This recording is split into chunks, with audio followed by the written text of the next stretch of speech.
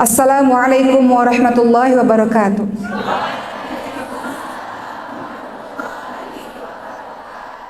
Alhamdulillahirabbil alamin wa bihi nasta'in ala umuri dunya waddin wassalatu wassalamu ala asyrafil anbiya'i wal mursalin wa ala alihi wa sahbihi ajma'in amma ba'd. Rabbi shrah li sadri wa yassir li amri wa hlul 'uqdatam min lisani yafqahu qawli. Amin amin ya rabbal alamin. Masya Allah, masjidnya indah sekali, Masya Allah. Tadi pagi, mohon izin saya cerita sedikit, boleh Bapak dan Ibu? Tadi pagi saya mengisi ceramah di satu masjid di depan pantai Al-Hakim, Masya Allah. Itu juga indah sekali. Sampai sini ya Allah, ini masjid apa istana, cantik banget, Masya Allah, Masya Allah, Masya Allah. Baik, langsung saja saya sapa dulu yang saya hormati. Di sini di depan saya ini banyak sekali orang-orang hebat, guru-guru, para ustadz-ustadzah, tokoh masyarakat, alim ulama yang mohon maaf tidak disebutkan satu persatu. Yang saya hormati Bunda, panggilannya Bunda J, Bunda J nih. Nah, Bunda J yang mana? Ada di sini selaku pemilik Masjid Baitur Rahmah. Masya Allah, Masya Allah, Masya Allah.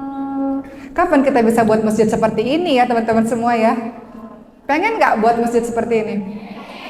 Kita tuh boleh iri, ini belum masuk ceramah, baru pembukaan. Kita itu boleh iri dengan 3 orang. Pertama, kita boleh iri dengan 2 orang. Yang pertama adalah orang-orang yang ketika Allah berikan harta yang banyak, kemudian dia manfaatkan harta itu di jalan Allah Subhanahu wa Ta'ala. Boleh iri dengan orang-orang dermawan. Ketika ada orang sedekah dalam hati kita, ya Allah berikanlah harta yang banyak dan berkah kepadaku supaya aku bisa sedekah lebih banyak ya Allah. Boleh kita iri seperti itu. Yang kedua, kita iri kepada orang-orang yang Allah berikan dia kekuatan untuk bisa menuntut ilmu. Ketika dia bisa menghafalkan Quran, belajar agama dengan baik, kita boleh iri dengan orang-orang yang seperti itu. Jadi kita iri dengan orang-orang yang mendermakan hartanya di jalan Allah Subhanahu wa Ta'ala.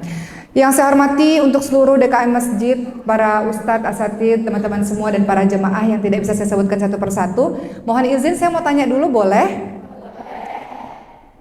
Teman-teman di sini yang usianya 20 tahun ke bawah ada? Coba tunjuk tangan. Oh, 20 tahun ke bawah? Hah, banyak ya?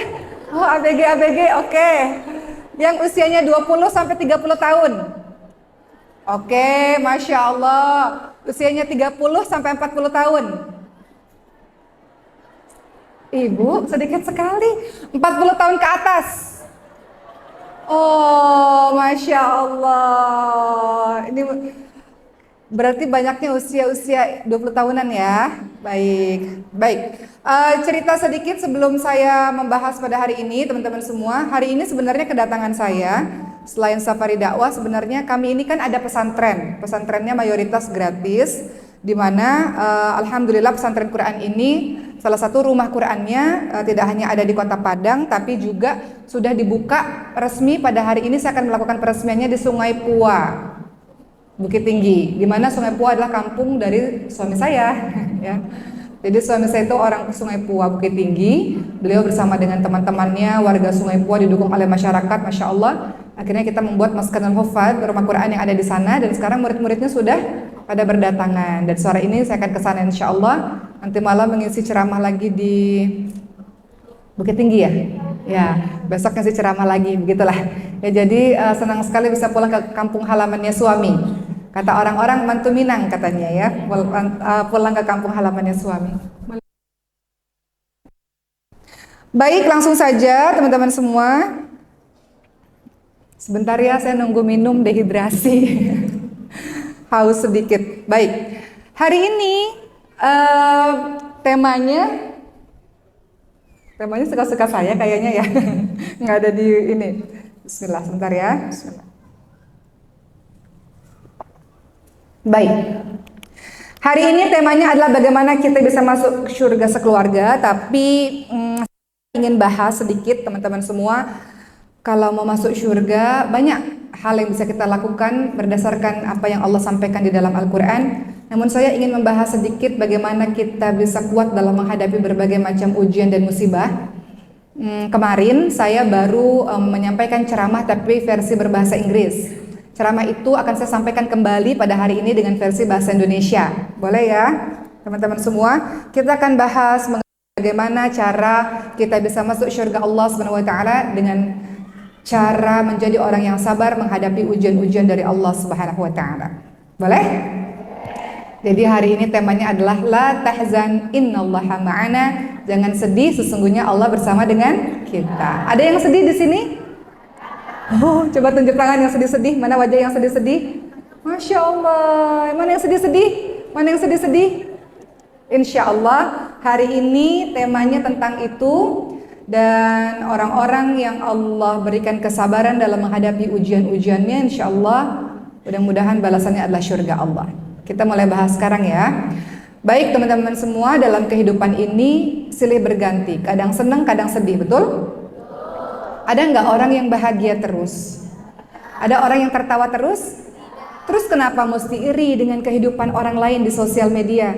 Ketika teman-teman lihat Instagram orang lain hidupnya bahagia terus ya. Coba ada nggak yang begitu?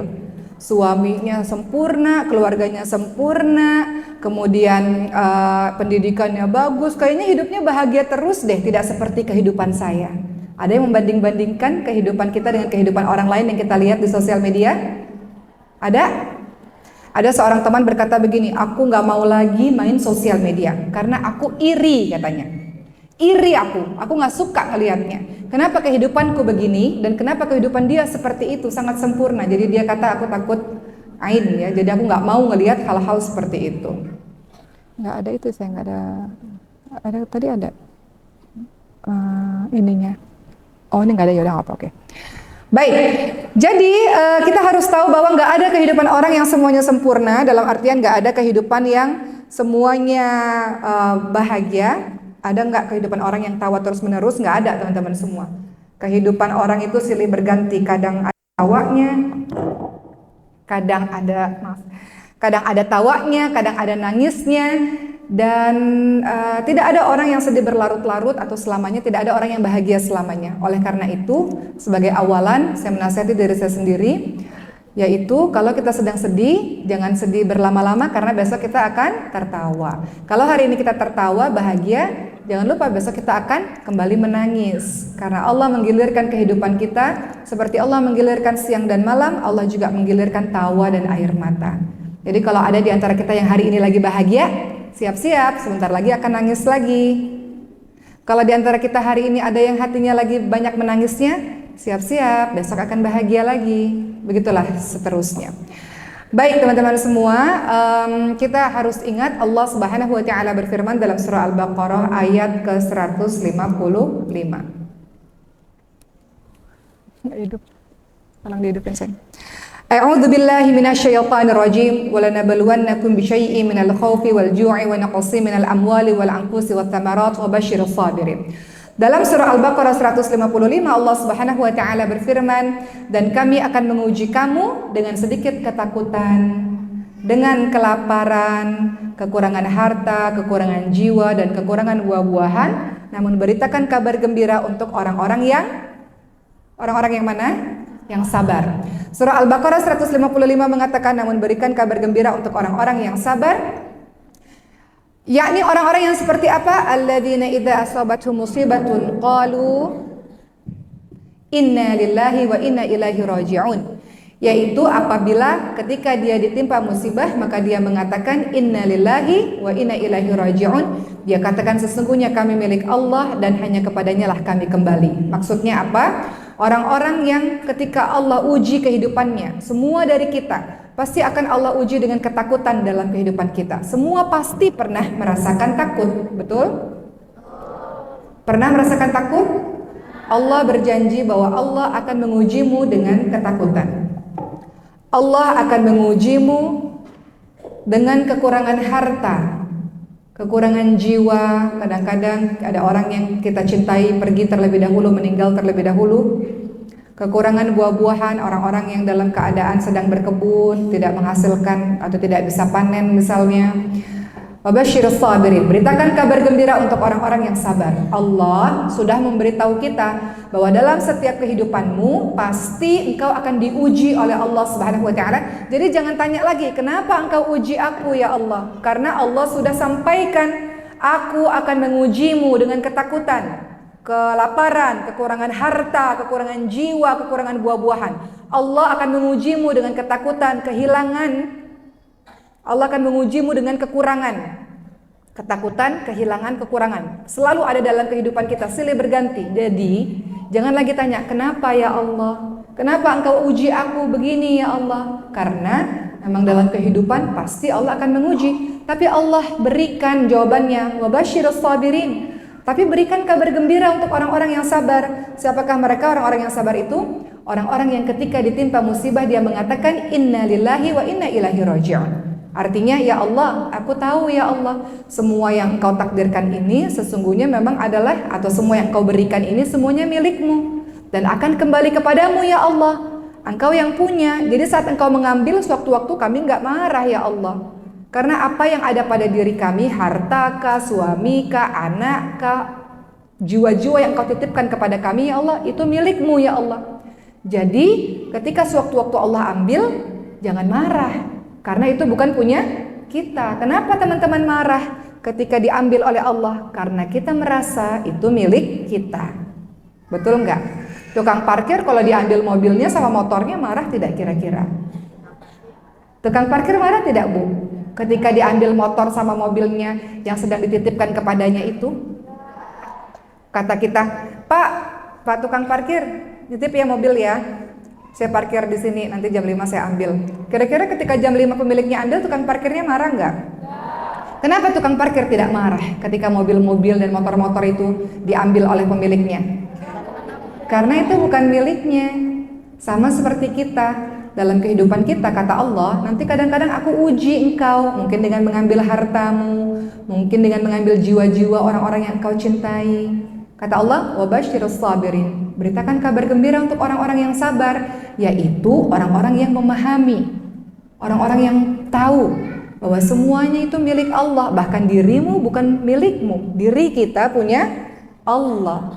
Jadi Allah bisa berkehendak atas apapun, berkehendak apapun atas diri kita maupun yang lain. Beritakan kabar gembira untuk orang-orang yang sabar, yaitu orang-orang yang ketika ditimpa ujian-ujian, maka dia katakan, iya ya Allah, ini semua milikmu dan akan kembali kepadamu ya Allah. Kalimat innalillahi wa inna ilaihi raji'un itu adalah kalimat penyerahan diri kita kepada Allah Subhanahu wa taala. Ya Allah, nggak apa-apa ya Allah, hanya saja minta punggung yang kuat untuk bisa menjalani hari demi hari ya Allah. Nggak apa-apa diambil ya Allah, karena itu bukan punyaku ya Allah. Bisa nggak kira-kira kita menjadi orang-orang yang seperti itu? Teman-teman lihat dalam surah Al-Baqarah 157 kelanjutannya. Kata Allah, mereka itulah orang-orang yang memperoleh ampunan dan rahmat dari Tuhannya, dan mereka itulah orang-orang yang akan mendapatkan petunjuk. Jadi dalam kehidupan dia akan tenang dalam menjalankan berbagai macam episode-episode yang Allah takdirkan untuk hidupnya, karena dia tahu bahwa semuanya bukan punya dia. Dia hanya dititipkan saja oleh Allah Subhanahu wa taala. Badan kita bukan punya kita hanya dititipkan. Yang namanya dititipkan, kita amanah untuk menjaganya dengan sebaik mungkin. Tukang parkir amanah menjaga motor dan mobil-mobil yang dititipkan dengan baik, betul Bu? Kita juga amanah. Allah titipkan tubuh ini kepada kita, Allah titipkan kesehatan ini kepada kita. Kita berusaha amanah untuk menjaga titipan Allah dengan sebaik-baik yang kita bisa. Anak-anak kita, pasangan kita, orang tua kita amanah, bukan punya kita. Yang namanya menjaga amanah kita buat dengan sebaik yang kita bisa untuk menjaga amanah yang sudah Allah percayakan kepada diri kita. Itu maksudnya. Kalimat innalillahi wa inna ilaihi raji'un, milikmu ya Allah, akan kembali kepadamu ya Allah. Kalau sudah ada kalimat itu, maka akan ada perasaan ridha akan apapun yang terjadi dalam kehidupan kita. Betul? Ridha, terserah engkau ya Allah. Suka-suka engkau ya Allah, enggak apa-apa ya Allah. Cuman kasih aku kekuatan ya Allah supaya bisa menjalaninya dengan baik ya Allah. Baik. Masih banyak nih ceritanya ya. Kita akan lihat berbagai macam kisah kesedihan dari para nabi-nabi kita, dan kita lihat, kita compare dengan kehidupan kita yang gak ada apa-apanya. Mau masuk surga, ujiannya juga pasti berat. Surga itu tidak mudah, tidak bisa dimasuki dengan sendirian dan dengan begitu saja. Allah akan mengujimu dengan berbagai macam ujian sehingga engkau layak dimasukkan ke dalam surganya Allah Subhanahu wa taala. Liyabluwakum ayyukum ahsanu amala. Allah ingin lihat siapa yang terbaik di antara kita. Caranya gimana? Dikasih ujian. Orang-orang yang ada di sekolah, anak-anak murid yang ada di sekolah, supaya gurunya tahu siapa yang terbaik di antara mereka adalah dengan ujian. Begitu pula dalam kehidupan kita. Sebelum saya lanjutkan, dari panitia meminta izin untuk menyerahkan atau mengelilingi kotak infak. Silakan para panitia mengelilingi kotak infak, di mana infak ini akan kita berikan untuk para penghafal Quran, insyaallah, untuk membantu dakwah Quran. Baik, lanjut. Apa kata salah seorang sahabat bernama Ikrimah rahimahullah? Beliau mengatakan, setiap orang pasti pernah merasakan suka dan duka. Oleh karena itu, jadikanlah sukamu adalah syukur dan jadikanlah dukamu adalah sabar. Syukur dan sabar adalah kunci kehidupan kita. Syukur dan sabar. Dikatakan, kalau engkau mendapatkan kebahagiaan, bersyukur kepada Allah. Kalau engkau ditimpa kesusahan, kesedihan, bersabar kepada Allah Subhanahu wa taala. Senang dan duka adalah sunatullah yang pasti akan mewarnai kehidupan kita. Tidak akan ada seorang pun yang senang terus-menerus ataupun sedih terus-menerus. Semuanya akan datang silih berganti. Baik, izinkan saya menceritakan berbagai macam kisah-kisah di dalam Al-Quran yang kita berkaca di dalamnya, bahwa cerita kita belum ada apa-apanya. Kita belajar sabar. Kita belajar sabar dari para nabi-nabi, orang-orang saleh ini. Betul, beliau-beliau adalah nabi, punya keimanan tingkat tinggi, tapi beliau juga manusia. Jadi kita bisa belajar dari kisah-kisah beliau. Pertama, Nabi Adam alaihissalam. Apakah Nabi Adam alaihissalam pernah sedih dalam hidupnya? Pernah? Kapan Nabi Adam alaihissalam sedih? Ketika Nabi Adam alaihissalam berbuat dosa kepada Allah Subhanahu wa taala. Teman-teman, pernahkah merasa sedih ketika teman-teman melakukan perbuatan dosa? Nabi Adam alaihissalam sangat sedih, dan ini ujian besar buat beliau, dikarenakan beliau melakukan dosa kepada Allah Subhanahu wa taala. Beliau menangis, beliau sedih, beliau menyesal. Begitu pula dalam kehidupan kita. Semua dari kita mau pulang kembali ke kampung halaman kita di syurganya Allah Subhanahu wa taala. Namun kita manusia biasa, kita udah ngaji, kita udah dengar ceramah, kita udah baca Quran, tapi tetap ada dosa-dosa yang masih kita lakukan. Maka orang-orang beriman ketika dia melakukan dosa-dosa itu sedih hatinya. Dia tahu bahwa dia sedang mendurhakai Allah Subhanahu wa taala dan sedang menyakiti dirinya sendiri. Dia tahu dia mau masuk syurganya Allah Subhanahu wa taala, namun dia tergelincir berkali-kali, mungkin di lubang yang sama dengan dosa yang sama berulang-ulang. Nabi Adam alaihissalam mengajarkan pada kita, beliau seorang nabi, iya, tapi beliau pernah sedih dalam kehidupannya. Kesedihannya bersumber dari kesalahan yang beliau buat sendiri, yaitu ketika syaitan mengajak Nabi Adam alaihissalam untuk memakan sebuah buah, yang dimana buah yang mungkin kita kenal dengan nama buah khuldi, dimana buah tersebut Allah larang Nabi Adam alaihissalam untuk memakannya. Namun syaitan mengatakan, makanlah, kalau engkau makan ini kau akan abadi berada dalam syurga selama-lamanya. Dan cara kerja syaitan adalah step by step, selangkah demi selangkah. Syaitan akan senantiasa mengajak kita dalam berbuat kesalahan, selangkah demi selangkah. Gak ada setan mengatakan, ayo zina sekarang, ayo bunuh orang sekarang, ayo mabuk-mabukan sekarang. Tidak, semuanya dimulai dari langkah-langkah kecil, sedikit demi sedikit, step by step, sampai kita mengikuti seluruh apa yang dibisik-bisikkan oleh syaitan. Maka Nabi Adam alaihissalam dibisiki oleh syaitan, oleh iblis untuk memakan buah tersebut, dan beliau akhirnya memakan buah tersebut dan Allah usir dari dalam syurga. Dan ada satu doa yang sangat terkenal dari Nabi Adam alaihissalam, teman-teman lihat. Doanya adalah Rabbana zalamna anfusana wa illam taghfir lana wa tarhamna lanakunanna minal khasirin. Nabi Adam alaihissalam berdoa kepada Allah Subhanahu wa taala. Sebentar. Panitia minta tolong mati ini ya. Baik. Nabi Adam alaihissalam, teman-teman sekalian, minta kepada Allah Subhanahu wa taala, ya Tuhan kami telah menzalimi diri kami sendiri. Jadi kalau teman-teman sedang buat dosa, sebenarnya teman-teman sedang jahat pada diri teman-teman sendiri. Ketika teman-teman sedang buat dosa, sebenarnya teman-teman sedang menyakiti, sedang menganiaya diri teman-teman sendiri. Allah nggak mau memasukkan kita ke dalam neraka, kita sendiri yang memasukkan diri kita ke dalam nerakanya Allah dikarenakan dosa-dosa yang kita lakukan. Nabi Adam alaihissalam berkata, ya Tuhan kami telah menzalimi diri kami sendiri, dan jika Engkau tidak mengampuni kami ya Allah, Engkau tidak memberikan kasih sayang-Mu kepada kami ya Allah, niscaya kami termasuk orang-orang yang merugi. Orang-orang yang mau masuk ke dalam syurganya Allah adalah ketika dia berbuat dosa, maka dia bersegera kembali kepada Allah Subhanahu wa taala. Ketika dia buat dosa, dia mengalirkan air matanya karena dia tahu dia sedang jahat pada dirinya sendiri. Dia sedang zalim pada dirinya sendiri, dan dia sedang mendurhakai Allah yang melihat aktivitasnya setiap detiknya ketika dia berbuat dosa. Itu kisah Nabi Adam alaihissalam, teman-teman semua.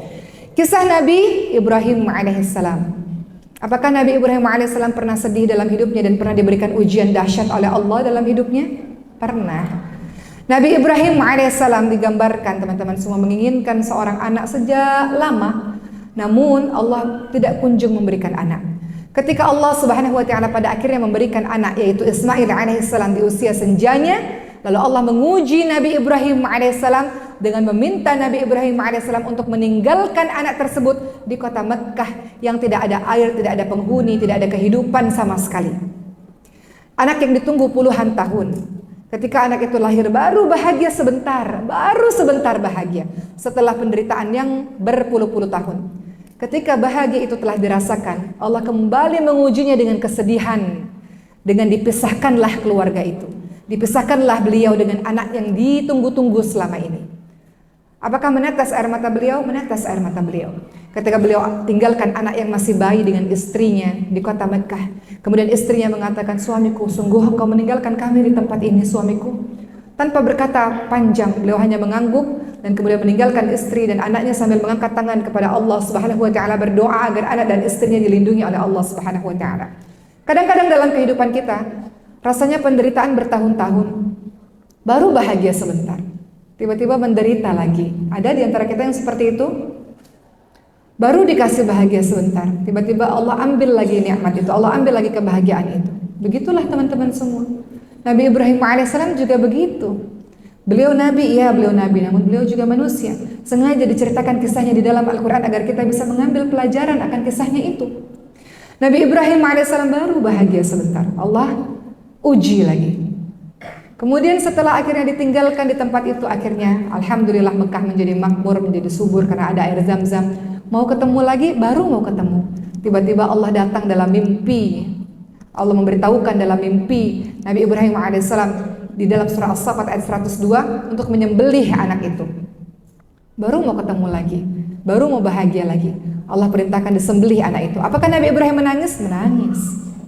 Nabi Ibrahim memegang tangan Ismail alaihissalam, bertanya kepada anaknya, wahai anakku, aku bermimpi aku menyembelihmu, pendapatmu bagaimana nak? Lakukan ayah. Kalau itu memang perintah Allah, lakukan ayah. Ketika kemudian dipegang tangan anak itu menuju ke Mina dan untuk dilakukan penyembelihan itu, Nabi Ibrahim alaihissalam menetes air matanya, menangis. Anak yang selama ini dicintainya, ditunggu, yang selama ini dinanti harus berakhir di tangannya sendiri atas perintah dari Allah Subhanahu wa taala. Kata Ismail alaihissalam, ayah, tajamkanlah pisau itu dan palingkan wajahmu supaya engkau mampu mengerjakannya, ayah. Menetes air matanya, menangis sebagai seorang manusia biasa yang harus menyembelih anaknya dengan tangannya sendiri. Namun ini perintah dari Allah Subhanahu wa taala. Ketika hendak dilakukan penyembelihan itu, maka Allah ganti dengan sembelihan yang lain. Nabi Ibrahim alaihissalam lulus dari ujian Allah Subhanahu wa taala. Teman-teman lihat dalam surah As-Saffat kisah itu. Allah hanya mengujimu saja. Allah hanya ingin lihat kau betul-betul tidak beriman kepada Allah Subhanahu wa taala. Maka beliau digelari dengan nama Khalilullah, kekasihnya Allah. Karena berkali-kali membuktikan Allah dijadikan nomor satu di dalam hati Nabi Ibrahim alaihissalam. Itu kisah Nabi Ibrahim alaihissalam. Bagaimana kalau kita compare dalam kehidupan kita, teman-teman sekalian? Dalam kehidupan kita, kadang-kadang Allah ingin mengujimu. Engkau mengatakan, aku sudah berhijrah ya Allah, aku mau jadi orang yang lebih baik ya Allah. Allah ingin tahu, engkau sungguh-sungguh ingin baik tidak? Engkau sungguh-sungguh berhijrah tidak? Engkau sungguh-sungguh lebih dekat kepadaku tidak? Cara mengujinya gimana? Cara mengetahuinya gimana? Dengan ujian demi ujian, untuk membuktikan memang engkau adalah orang yang betul-betul menuju kepada Allah Subhanahu wa taala. Itu pelajaran kisah dari Nabi Ibrahim alaihissalam. Masuk syurganya Allah nggak mudah. Semakin tinggi tingkat keimanan seseorang, maka semakin berat ujian yang akan kau hadapi dalam kehidupan ini. Mungkin keluargamu sempurna diuji dari sisi ekonomi, mungkin ekonomi sempurna diuji dari persaudaraan, mungkin semuanya sempurna diuji dari rumah tangga. Nggak ada orang yang betul-betul sempurna, tidak ada. Semua dari kita, semua kita punya air matanya masing-masing. Mari kita lihat kisahnya Nabi Ayub alaihissalam. Apa yang Allah uji kepadanya dijelaskan di dalam Al-Quran dalam surah Al-Anbiya 83 dan 84. Nabi Ayub alaihissalam diuji oleh Allah dengan menderita penyakit kulit yang sangat mengerikan. Saking mengerikannya seluruh kaumnya meninggalkannya. Di waktu yang bersamaan 12 anaknya dikabarkan meninggal dunia karena sebuah musibah. Bukan satu, bukan dua, bukan tiga, seluruh anaknya meninggal dunia. Di waktu yang hampir bersamaan seluruh hartanya habis terbakar. Tanaman, hewan ternak habis. Ujian bertubi-tubi. Setelah jatuh tertimpa tangga pula, ya. Artinya ujian bertubi-tubi. Dalam kehidupan kita, mungkin di antara kita pernah diberikan ujian bertubi-tubi. Belum selesai satu masalah, datang lagi masalah baru. Betul? Apa reaksi kita ketika Allah berikan ujian bertubi-tubi dalam kehidupan kita? Sebagian orang marah, kenapa ya Allah? Belum selesai ujian satu, kenapa lagi ya Allah? Kenapa ada lagi ya Allah? Kenapa harus aku ya Allah? Apa dosaku ya Allah? Kenapa engkau berikan ini kepadaku ya Allah? Bukankah kau sudah sholat? Bukankah kau sudah mengikuti apa yang menjadi maumu ya Allah? Kenapa ya Allah? Sebagian orang tanya, kenapa ya Allah? Kenapa harus aku ya Allah? Perhatikan apa yang dikatakan Nabi Ayub alaihissalam. Ujian Nabi Ayub bukan satu. Bayangkan, sudah sakit, parah, seluruh orang meninggalkannya, seluruh anaknya meninggal dunia, hartanya habis. Kita mungkin diuji lewat satu sisi saja, tapi Nabi Ayub sempurna ujiannya. Namun apa kata Nabi Ayub alaihissalam dalam surah Al-Anbiya ayat 83? Teman-teman lihat, anni masani yaqdur wa anta arhamur rahimin. Ya Allah, saya sakit ya Allah. Saya sakit ya Allah. Mengadu kepada Allah, ya Allah saya capek ya Allah. Saya sakit ya Allah. Saya nggak kuat ya Allah. Sebagai seorang hamba biasa mengadu kepada Allah, engkau boleh mengadu apapun kepada Allah, kepada Tuhanmu. Namun kalimat berikutnya adalah engkaulah Tuhan yang maha penyayang dari semua penyayang. Nabi Ayub alaihissalam hendak mengatakan, ya Allah, engkau berikan aku sakit karena engkaulah yang penyayang dari semua yang penyayang. Engkau maha penyayang ya Allah. Engkau berikan aku sakit karena engkau sayang kepadaku ya Allah. Ya Allah, engkau berikan anak-anakku meninggal dunia, wahai Allah, karena engkau sayang kepadaku ya Allah. Engkaulah yang maha penyayang dari semua penyayang ya Allah. Ya Allah, engkau berikan hartaku habis karena engkau sayang kepadaku ya Allah. Engkaulah yang penyayang dari semua penyayang. Engkau yang maha penyayang ya Allah. Jadi Nabi Ayub alaihissalam mengajarkan pada kita untuk selalu berhusnudzon kepada Allah Subhanahu wa taala. Allah menyayangi dirimu dengan cara memberikan ujian-ujian yang silih berganti dalam kehidupan. Berkat kesabaran, berkat prasangka baik, berkat ridha, tawakal 'ala Allah dalam setiap episode yang Allah berikan dalam kehidupannya, maka perhatikan surah Al-Anbiya ayat ke-84. Kata Allah Subhanahu wa taala, maka kami pun mengabulkan doanya, memperkenankan seruannya. Kami lenyapkan penyakit yang ada pada dirinya. Kami kembalikan keluarganya, istrinya setiap tahunnya hamil kembar Ibu sekalian. Dan kami lipat gandakan bilangan mereka. Allah lipat gandakan jumlah anak-anaknya. Sebagai suatu rahmat dari sisi kami untuk menjadi peringatan bagi semua yang menyembah Allah Subhanahu wa taala. Engkau Allah berikan ujian, tapi Allah berikan solusi atas semua permasalahan dirimu. Allah berikan kesedihan, tapi Allah berikan kebahagiaan nanti di ujungnya. Tenang saja, jangan terlalu merasa bersedih berlarut-larut. Kisah berikutnya, Nabi Yunus alaihissalam. Nabi Yunus alaihissalam pernah sangat marah kepada kaumnya karena tidak mau menyembah Allah Subhanahu wa taala. Ketika marah, beliau meninggalkan kaumnya, beliau pergi ke satu lautan. Dan takdir Allah, beliau dimasukkan atau beliau dimakan oleh ikan yang sangat besar. Dan beliau berada dalam perut ikan tersebut. Di dalam perut ikan itu sangat gelap dan sangat sempit, beliau kesulitan untuk bernafas. Tidak seorang pun yang mampu menolong Nabi Yunus alaihissalam. Beliau berada dalam kegelapan malam, dalam kegelapan lautan, dalam kegelapan perut ikan, di dalam perut ikan. Siapa yang bisa tolong beliau? Siapa orang yang bisa tolong beliau? Gak ada. Dalam kehidupan kita kadang-kadang Allah berikan ujian kepada kita. Tidak ada satu orang manusia pun yang bisa membantu kita. Kita nggak bisa berharap pada siapapun. Kalau kita berharap pada orang lain, mungkin orang lain akan mengecewakan diri kita karena dia tidak memberikan pertolongannya kepada kita pada saat kita susah. Siapa yang bisa tolong kita? Seperti kisah Nabi Yunus alaihissalam, tidak ada satu orang pun yang bisa menolong Nabi Yunus alaihissalam kecuali Allah Subhanahu wa taala. Nabi Yunus alaihissalam dalam nafas yang susah, keadaan yang perut ikan yang sangat sempit dan gelap, beliau hanya terus berdoa kepada Allah Subhanahu wa taala. Ingat, senjatanya umat muslim adalah doa. Doanya adalah dalam surah Al-Anbiya 87. La ilaha illa anta subhanaka inni kuntu minadh dhalimin. Tiada Tuhan selain Engkau ya Allah, maha suci Engkau, sungguh aku termasuk orang-orang yang zalim. Pertama, beliau mengajarkan tentang tauhid. La ilaha illa anta, enggak ada Tuhan selain dirimu wahai Allah. Kemudian beliau memuji-muji Allah, maha suci engkau ya Allah, dan sesungguhnya aku termasuk orang-orang yang zalim. Ini semua terjadi mungkin karena sebab ada kesalahanku wahai Allah. Mengakui bahwa dirinya melakukan sebuah dosa dalam kehidupan. Ternyata doa ini adalah doa yang teman-teman harus baca ketika teman-teman dalam keadaan sulit.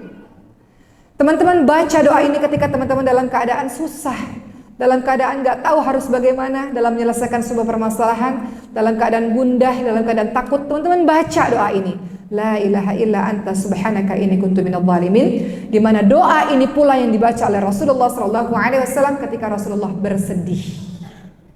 Ketika Rasulullah SAW sedih, diriwayatkan oleh Imam Muslim dan Bukhari dari Ibnu Abbas radhiyallahu anhu bahwasanya Rasulullah SAW ketika sedih akan melantunkan doa Nabi Yunus alaihissalam, ya, doa yang disebut sebagai doa mengatasi kesedihan. La ilaha illa anta subhanaka inni kuntu minadh dhalimin. Mohon izin panitia live yang di sininya mati, boleh dibetulkan. Ya, berikutnya ternyata doa la ilaha illa anta subhanaka inni kuntu minadh dhalimin tidak hanya sebuah doa yang dibacakan oleh Rasul kepada saat beliau sedih. Ternyata doa ini adalah doa kalau kita ingin dikabulkan hajat-hajat kita, dan doa ini adalah doa untuk menghilangkan berbagai macam kesedihan dalam kehidupan kita. Doanya mudah, namun kadang-kadang kita lupa untuk mengamalkannya. Jadi baca doa ini, la ilaha illa anta subhanaka inni kuntu minadh dhalimin. Berikutnya, kisah kesedihan siapa lagi? Nabi Zakaria alaihissalam. Semuanya ada di satu halaman, Bu. Satu halaman surah Al-Anbiya. Dalam surah Al-Anbiya 83 sampai 90. Itu semua kisah Nabi Ayub alaihissalam, kisahnya Nabi Yunus alaihissalam, dan kisah dari Nabi Zakaria alaihissalam. Teman-teman tahu kesedihan apa yang Allah berikan kepada Nabi Zakaria alaihissalam? Ujian apa yang menghantarkan beliau-beliau ini masuk ke dalam syurganya Allah? Karena ujiannya dahsyat. Jadi jangan berharap bisa masuk ke syurganya Allah kalau belum merasakan ujian dahsyat dari Allah Subhanahu wa taala. Nabi Zakaria alaihissalam, apa kata Nabi Zakaria dalam surah Maryam ayat 4? Ya Tuhanku, sesungguhnya tulangku telah lemah dan kepalaku telah dipenuhi uban, dan aku belum pernah kecewa dalam berdoa kepadamu. Ya Allah, artinya apa kalimat ini?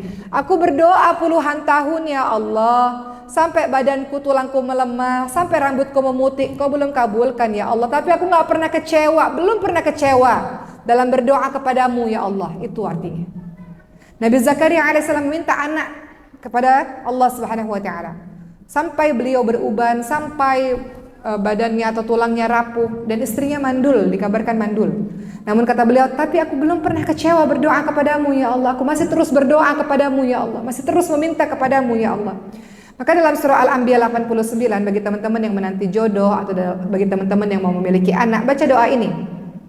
Al-Anbiya 89 dikatakan sebuah doa yang meminta kepada Allah Subhanahu wa taala agar tidak hidup seorang diri. Doanya adalah Rabbi la tadarni fardan wa anta khairul warithin.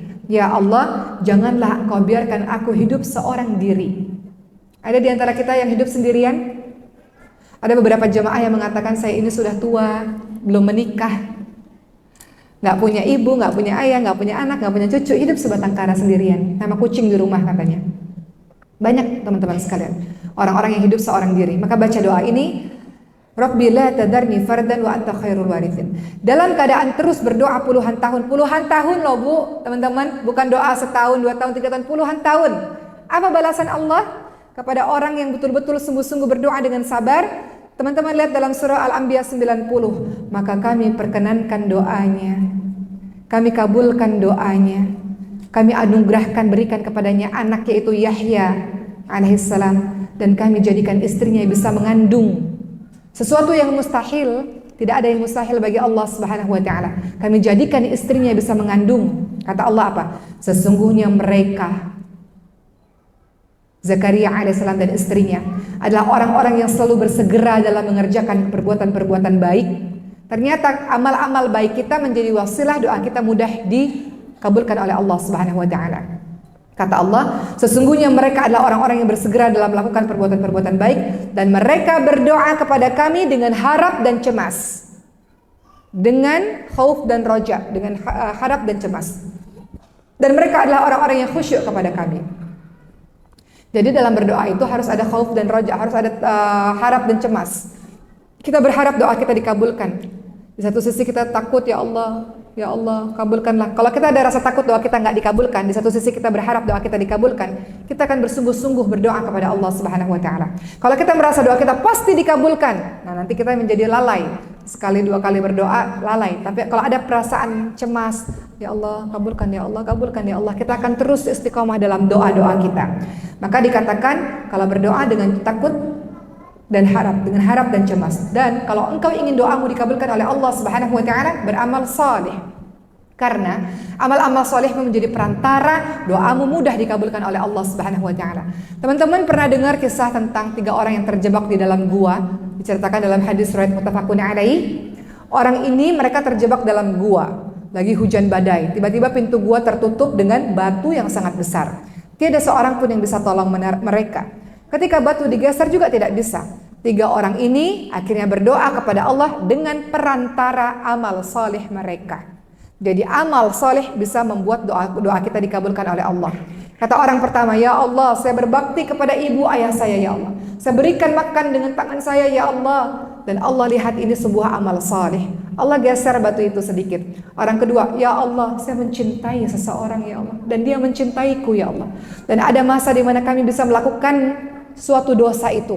Namun aku tinggalkan dia karena aku mencintaimu wahai Allah. Kutinggalkan orang yang kucintai itu karena aku takut kepadamu, karena aku takut bermaksiat kepadamu ya Allah. Kutinggalkan dia ya Allah. Dan Allah lihat ini sebagai perbuatan amal salih. Nggak mudah loh orang yang saling mencintai ada kesempatan untuk bisa melakukan apa saja. Mereka tinggalkan perbuatan itu karena takut kepada Tuhannya. Itu nggak mudah, betul nggak teman-teman semua? Nggak mudah.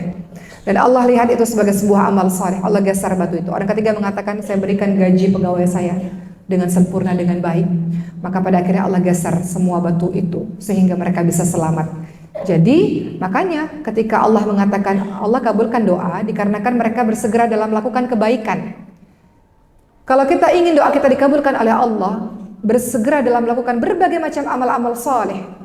Dan kemudian karena mereka berdoa dengan harap dan cemas, mereka tidak pernah putus asa dalam berdoa kepada Allah Subhanahu wa taala. Jangan pernah kita berdoa kepada Allah, ya Allah, kenapa engkau tidak kabulkan doaku ya Allah? Engkau belum mengabulkan doaku. Kata Rasulullah, orang-orang yang berdoa Allah tidak kabulkan doaku adalah orang-orang yang terburu-buru dalam berdoa. Allah masih hendak mendengar rintihanmu. Allah masih hendak melihat tangisan air matamu. Allah masih hendak ingin melihat kau bangun di sepertiga malam terakhir dengan suara lirihmu meminta kepada Allah Subhanahu wa taala. Sabar. Sebentar lagi doamu akan dikabulkan oleh Allah Subhanahu wa taala. Jangan berhenti dalam berdoa. Kisah ibunda Imam Bukhari membuat saya terinspirasi. Ketika Imam Bukhari di waktu kecilnya beliau buta, tidak bisa melihat, berobat kemana-mana tidak bisa diobati. Apa yang dilakukan ibu ini setelah ikhtiar maksimal? Berdoa. Berdoa kepada Allah dengan tetesan air matanya, terus berdoa, ya Allah sembuhkan anakku, ya Allah sembuhkan anakku, ya Allah sembuhkan ya Allah. Dan kemudian suatu malam beliau bermimpi didatangi oleh seseorang dan orang itu mengatakan anakmu sudah bisa melihat.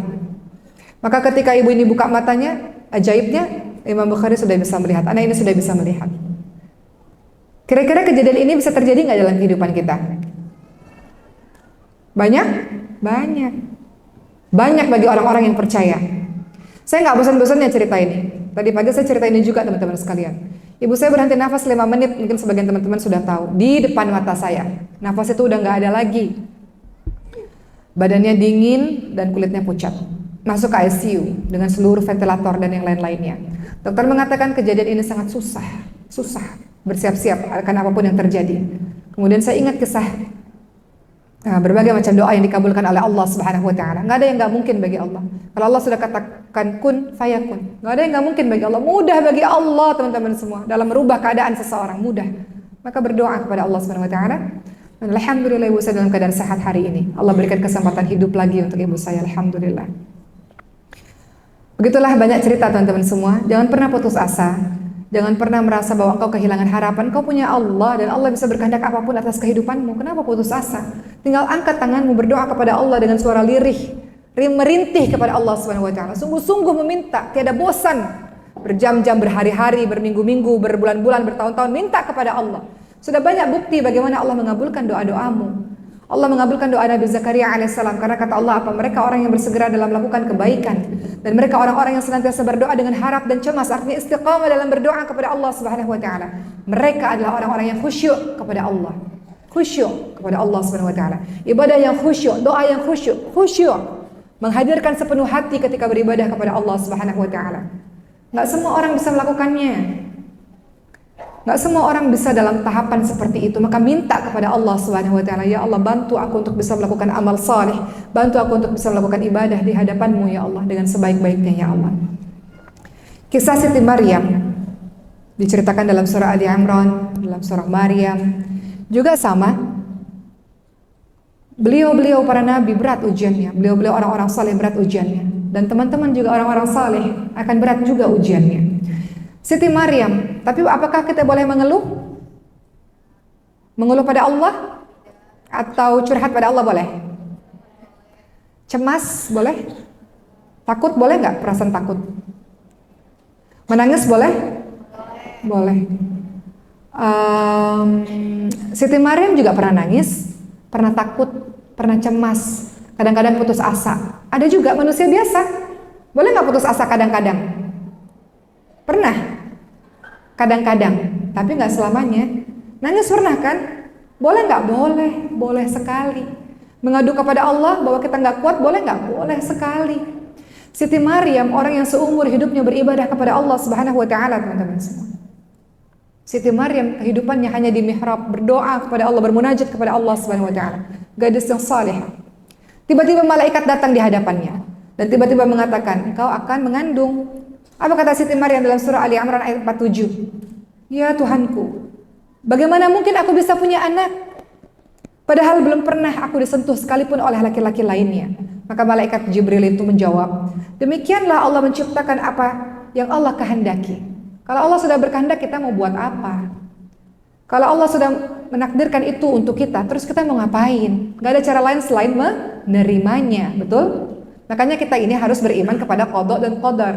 Qada dan qadar, beriman kepada takdir. Kenapa? Artinya adalah kita terima apapun yang menjadi takdir Allah untuk diri kita. Allah Subhanahu wa taala berfirman dengan perantara malaikat Jibril, demikianlah Allah menciptakan apa yang dikehendakinya. Apabila Allah berkehendak menetapkan sesuatu, maka Allah hanya cukup berkata kepadanya, kun fayakun, jadi maka jadilah dia. Kalau Allah sudah berkehendak memang kita mendapatkan hal itu atau kita mengalami hal itu, terus kita mau ngapain? Kita mau lari sekalipun tetap itu terjadi kepada diri kita. Kalau memang sudah ditakdirkan Allah di Lauhul Mahfuz, maka apa yang bisa kita lakukan? Terima dulu. Memang ini sudah bagian dari takdir kita. Terima itu maksudnya jangan marah-marah sama Allah. Itu memang sudah ditakdirkan oleh Allah. Bahkan daun yang berguguran dari pohonnya saja itu adalah sudah menjadi bagian dari takdir Allah yang ditulis di Lauhul Mahfuz. Kemudian teman-teman semua, saat itu Siti Maryam mengandung dan kemudian pergi menjauh dari kampung halaman. Apa kata beliau? Beliau mau mati saja. Ada dalam Al-Quran kalimatnya. Andaikan aku mati ya Allah, dan andaikan aku menjadi orang yang tidak dikenal ya Allah. Ada kalimat itu yang keluar dari lisannya Siti Maryam karena mengandung sendirian dengan kehamilan besar di sebuah padang yang tidak ada orang bisa bantu beliau. Beliau kehausan, beliau kelaparan. Beliau mengatakan, ya Allah, seolah-olah bahasa kita gak kuat lagi ya Allah, udah selesai aja deh ya Allah, berakhir aja deh ya Allah, udah gak kuat lagi ya Allah.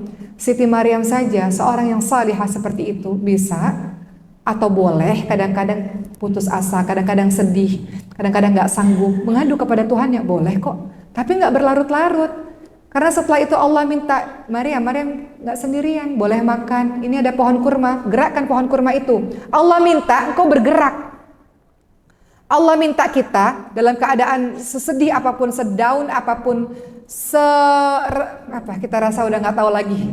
Allah masih nyuruh kita untuk bergerak, jangan diam aja. Sama seperti Siti Maryam dalam keadaan lemah, ya Allah, andaikan aku mati saja ya Allah, andaikan aku jadi orang yang gak dikenali ya Allah, apa jadinya kalau anak ini lahir ya Allah, apa kata orang ya Allah. Allah minta Siti Maryam untuk menggerakkan pohon kurma. Allah minta Siti Maryam bergerak, lakukan sesuatu. Akhirnya pohon kurma itu besar loh teman-teman semua. Di sisa-sisa tenaga beliau ketika hendak melahirkan, beliau gerakkan pohon kurma itu. Dan kemudian beliau makan kurma itu dan ada air di sekitar situ, beliau minum dan beliau melahirkan Nabi Isa alaihissalam. Allah nyuruh kita bergerak, teman-teman sekalian. Nggak apa-apa, curhat sama Allah nggak apa-apa, bilang nggak kuat, nggak sanggup nggak apa-apa. Tapi jangan berhenti melakukan sebuah pergerakan. Jangan terlalu lama engkau meratapi kesedihanmu itu. Kemudian Siti Maryam pada akhirnya melahirkan anak dan kemudian pulang ke kampung halaman dicaci maki. Sampai Allah menolong Siti Maryam dengan membuat Nabi Isa alaihissalam bisa bicara, teman-teman semua, sejak bayi, menjelaskan sebuah keadaan. Jadi wajar Siti Maryam menjadi penghuni surga dengan ujian yang dahsyat. Kadang-kadang kita bilang, ya Allah, aku sudah berbuat baik, kenapa begini? Siti Maryam juga berbuat baik, betul? Siti Maryam lebih soleh dari segala-galanya. Siti Maryam dikatakan sebagai wanita terbaik di muka bumi ini di zamannya. Soleh, tapi tetap Allah kasih ujian, apalagi kita. Siti Maryam gak mengatakan, aku kan sudah beribadah ya Allah, kenapa begini? Lalu kenapa kita mengatakan begitu kepada Allah Subhanahu wa Ta'ala? Siapa diri kita? Suka-suka Allah memberikan apapun dalam kehidupan kita. Tugas kita menerima dan menjalani, dan engkau gak akan kenapa-napa karena Allah bersama dengan dirimu. Allah Subhanahu wa Ta'ala mendatangkan kesulitan, Allah Subhanahu wa Ta'ala mendatangkan kemudahan pada dirimu. Allah janji itu kok. Setiap ada kesulitan ada dua kemudahan. Allah janji itu. Kenapa harus ragu? Kenapa harus takut? Engkau punya Allah yang selalu bersama dengan dirimu. Kenapa harus takut? Saya bicara global teman-teman sekalian, karena setiap dari kita punya ujiannya masing-masing. La tahzan innallaha ma'ana, jangan sedih, sesungguhnya Allah bersama dengan kita. Allah katakan, ya ayyuhalladzina amanu ista'inu bis-sabri was-shalah. Kalau terjadi apa-apa dalam kehidupan kita, minta tolong dengan sabar dan dengan salat. Allah bersama dengan dirimu. Allah tidak pernah meninggalkanmu, engkau yang meninggalkan Allah. Allah nggak pernah meninggalkan kita, teman-teman semua. Allah selalu ada pada kita, mencintai kita tanpa syarat. Kita yang meninggalkan Allah, kita yang jahat kepada Allah, kita yang mendurhakai Allah, kita yang bermaksiat kepada Allah Subhanahu wa Ta'ala. Allah nggak mau kita masuk ke dalam nerakanya. Kita yang memilih jalan masuk ke nerakanya Allah Subhanahu wa Ta'ala. Allah Ar-Rahman Ar-Rahim dengan penuh rahmatnya mengampuni semua dosa yang kau lakukan. Allah katakan, wahai orang-orang yang melampaui batas, qul ya ibadiyalladzina asrafu ala anfusihim, Az-Zumar 53, la taqnatu min rahmatillah, innallaha yaghfiru dzunuba jami'an innahu huwal ghafurur rahim. Wahai hamba-hambaku yang telah melampaui batas, jangan berputus asa dari kasih sayang Allah. Allah mengampuni semua dosa yang kau lakukan. Allah Maha Pengampun, Allah Maha Penyayang. Allah menyayangi dirimu, teman-teman semua. Allah nggak pernah meninggalkan dirimu. Engkau yang meninggalkan Allah dengan dosa, dengan maksiat, dengan berbagai macam amal ibadah yang disengajakan. Engkau yang meninggalkan Allah. Kalau mau masuk syurganya Allah Subhanahu wa Ta'ala, maka bersiap-siap dengan ujian-ujian itu. Dan lihat bagaimana mereka semua bersabar dalam menghadapinya dengan tetap husnudzon kepada Allah Subhanahu wa Ta'ala. Kisah berikutnya Nabi Yakub alaihissalam. Beliau menangis, beliau sedih sampai buta matanya karena banyak menangis. Kenapa? Karena kehilangan anaknya, Nabi Yusuf alaihissalam. Tahu kisahnya ibu-ibu sekalian, teman-teman sekalian? Bagaimana Yusuf alaihissalam dibuang oleh kakak-kakaknya di dalam sumur, dan Yusuf alaihissalam diselamatkan oleh orang yang lain dan dijadikan sebagai orang yang dirawat di dalam sebuah istana di Mesir. Nabi Yakub alaihissalam menduga anaknya ini telah mati dimakan serigala, maka terus menangis. Apa kata Nabi Yakub alaihissalam dalam surah Yusuf ayat 86? Innama ashku bathi wa husni ilallah. Sesungguhnya hanya kepada Allah lah aku mengadukan penderitaan dan kesedihanku. Kalau teman-teman mau masuk syurganya Allah Subhanahu wa Ta'ala, adukan semua kesulitan dan kesedihan hanya kepada Allah Subhanahu wa Ta'ala. Innama ashku bathi wa husni ilallah. Sesungguhnya hanya kepada Allah aku mengadukan semua penderitaanku dan kesedihanku. Itu sebabnya kenapa kita harus bangun sholat malam. Disitulah waktu terbaikmu untuk mengadukan semua permasalahan hidupmu kepada Allah Subhanahu wa Ta'ala. Karena disitulah saat dimana Allah turun ke langit dunia, kata Rasulullah. Siapapun yang doa Allah kabulkan, siapapun yang minta Allah berikan, siapapun yang minta ampun Allah ampuni dia. Di sepertiga malam terakhir sebelum subuh, teman-teman bangun, teman-teman berdoa dan mengadukan semua kesedihan. Dari mana kau dapat kekuatan? Dari qiyamul lailmu. Betul teman-teman semua? Dari mana teman-teman tenang dalam menjalani kehidupan padahal teman-teman sudah hancur sehancur-hancurnya misalnya? Karena dari qiyamul lailmu. Siapa yang kasih kekuatan pada dirimu untuk berdiri tegak sampai hari ini? Allah Subhanahu wa Ta'ala. Lewat Qur'anmu, lewat qiyamul lailmu. Jangan tinggalkan Allah. Engkau meninggalkan Allah selama ini. Kembali kepada Allah, bersegera kembali kepada Allah. Allah rindu dengan rintihanmu, Allah rindu dengan tetesan air matamu. Kemana engkau selama ini? Kenapa nggak bangun lagi salat malam? Kenapa engkau selama ini, kenapa tenang-tenang saja meninggalkan salat malam? Allah menunggu dirimu. Allah katakan, Rasulullah katakan Allah turun di sepertiga malam terakhir. Kemana? Masih tidur? Disitulah waktu terbaik meminta kepada Allah. Engkau tidak perlukah kepada Allah sehingga engkau tidak bangun salat malam? Kemana dirimu selama ini? Kembali kepada Allah Subhanahu wa Ta'ala. Minta kepada Allah apapun. Sesuatu yang mustahil, enggak mustahil bagi Allah. Sesuatu yang susah, enggak kelihatan jalan keluarnya, enggak mustahil bagi Allah. Mudah bagi Allah. Mudah bagi Allah, teman-teman semua. Kita enggak kuat untuk melakukan sesuatu, enggak punya energi untuk melakukan sesuatu. Allah berikan jalan keluar insyaallah. Time out katanya, udah habis waktunya Uma. Baik, masih banyak sebenarnya ya. Saya langsung endingnya saja Ibu sekalian. Intinya teman-teman semua, dalam kehidupan ini bukan hanya dirimu yang sedih, semua orang sedih, semua orang diberikan ujiannya masing-masing. Tapi jangan khawatir, Allah bersama dengan dirimu. Dan memang begitulah hakikat kehidupan ini, bahwa tidak ada orang yang gembira terus-menerus. Allah harus mengujimu supaya Allah melihat seberapa besar kualitas dirimu, seberapa baik, seberapa hebat kualitas dirimu. Oleh karena itu, bagi siapapun yang sedang diuji oleh Allah Subhanahu wa Ta'ala, banyak di dalam Al-Quran yang mengajarkan kita tentang sabar. Wabashshirus sabirin. Beritakan kabar gembira untuk orang-orang yang sabar. Dan selalu ketika engkau berada dalam kehidupan ini, jangan pernah tinggalkan Al-Quran.